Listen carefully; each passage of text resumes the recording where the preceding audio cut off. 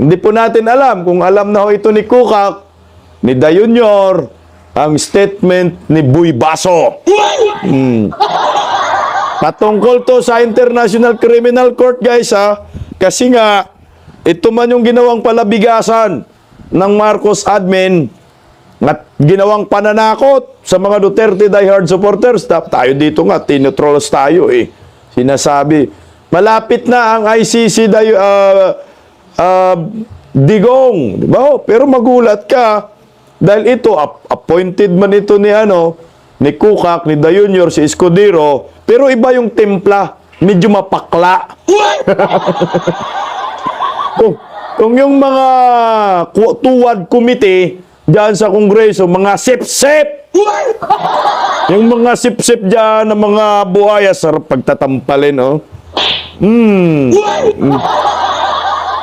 Ay very consistent sa kanilang mga pagiging sip-sip patungkol sa ICC. Ito naman, na iba.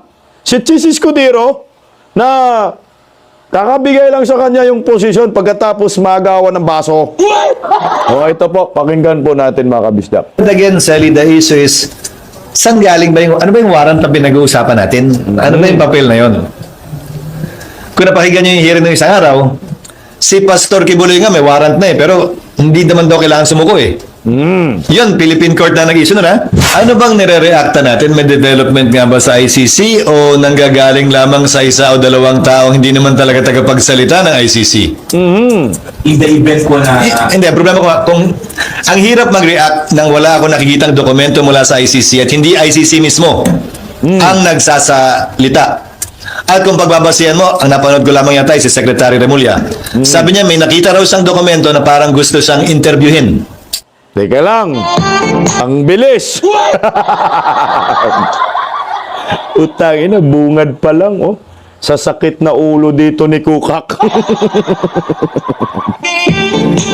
Alam mo ha, kasi nga, naman, saan ba kasi nakahanap kayo ng source na yan?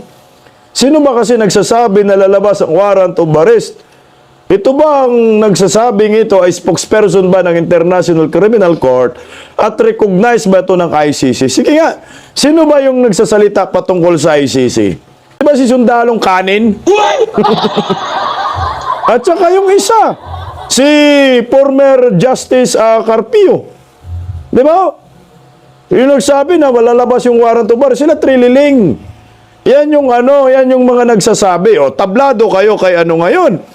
Kay Chis Escudero, abogado man to. Kaso nga lang, Senator Chis Escudero, ngayon, di na-obra ang mga abogado sa panahon ni Marcos. Dahil ang abogado ngayon, sila ang batas. Yung mga pinag-aralan ninyo, pagiging abogado, hindi na pinapakinggan.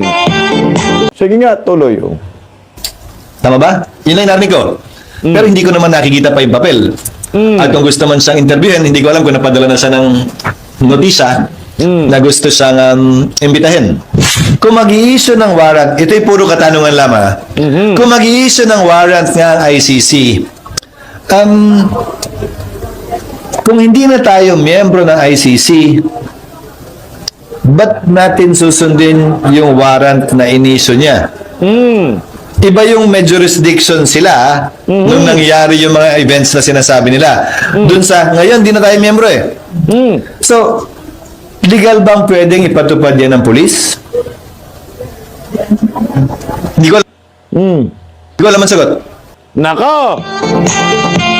Legal ba na ipapatupad ng kapulisan yan kung sakali merong ICC warrant? Kasi nga, tama naman kasi din si Senador. Ano ba talaga? May jurisdiction pa talaga ang ICC sa atin. May punto si Boy Baso dito. Kasi may punto man kasi.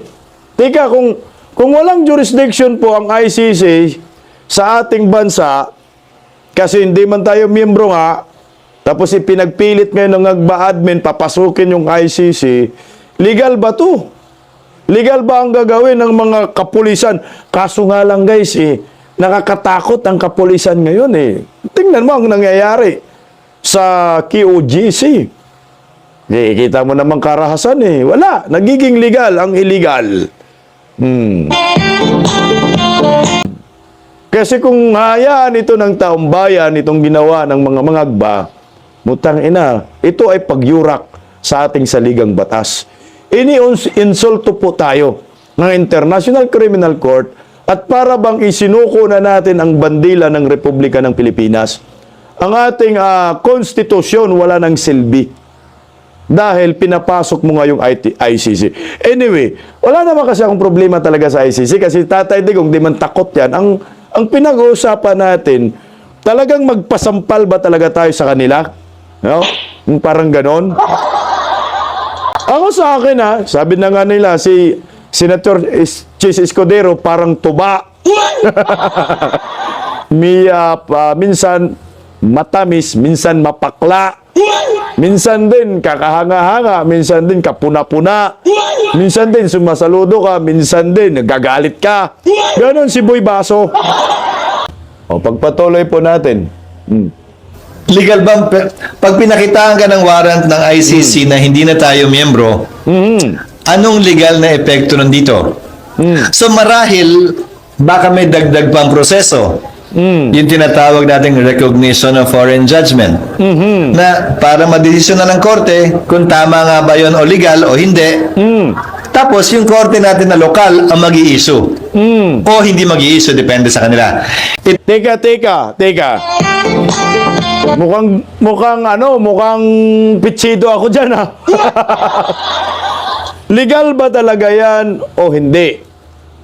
Ano ba ang babasihan? Kasi sabi ni Senator Chis Escudero, kung legal, tayo yung mag-i-issue, magsiserve ng warrant. Tayo talaga, ganito kasi yun Ang International Criminal Court kasi, wala pong law enforcement unit sila, walang puwersa sila. Walang law enforcement. Wala silang ganun. So ngayon, pag ikaw, miyembro ka ng International Criminal Court, isang bansa, magpapadala lang kunyari, may papa-arrestong ang ICC ng warrant of arrest. Ngayon, yung isang bansa, kung miyembro ka, ang magsiserve ng warrant of arrest, kapulisan natin. Papag-usapan sa korte kung isi-serve ba natin ito, yung sinabi ng ICC. Kasi ang labanan dito, may jurisdiction pang ICC o hindi. Kung si Tatay Digong ang tanungin mo at mga abogado ng mga Duterte diehard supporters, wala ho talagang jurisdiction ang ICC. Pero nakakatakot, baka bigla baliktarin na naman ng Marcos admin ang katotohanan.